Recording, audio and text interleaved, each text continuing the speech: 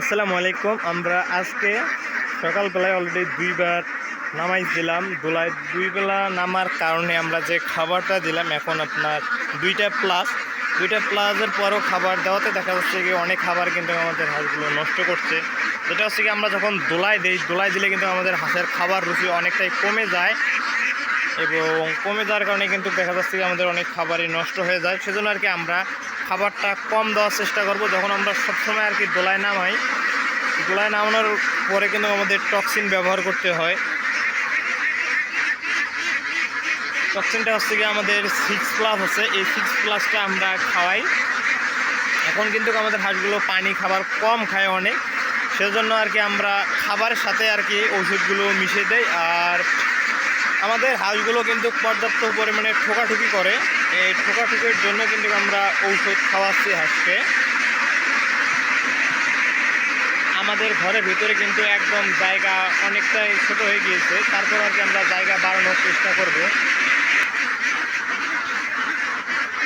আমরা যে টক্সিনগুলো আর কি ব্যবহার করতেছি, যেহেতু আমরা আর কি দোলায় নামাই, এটা হচ্ছে গিয়ে 6+, এটা আর কি আমি দেখাবো। এই যে এই 6+টা আমরা ব্যবহার করতেছি, 6+ থাকে। এর সাথে আমাদের কিছু আরেকটা আছে, যেটা হচ্ছে কি আমাদের এই যে 3বায়োটিক। এই 3বায়োটিক আর 6+, এইটা আমরা খাওয়াচ্ছি। আর ঠোকাঠুকি বন্ধ করার জন্য যেটা আমরা খাওয়াইলাম এই কয়দিন, এটা আর কি দেখাবো। সেটা হচ্ছে যে আর কি লেখাটা উল্টো বসছে, তো সোজা করতে একটু সময় লাগবে। এটা হচ্ছে যে এটা হচ্ছে ভিএম ব্লক।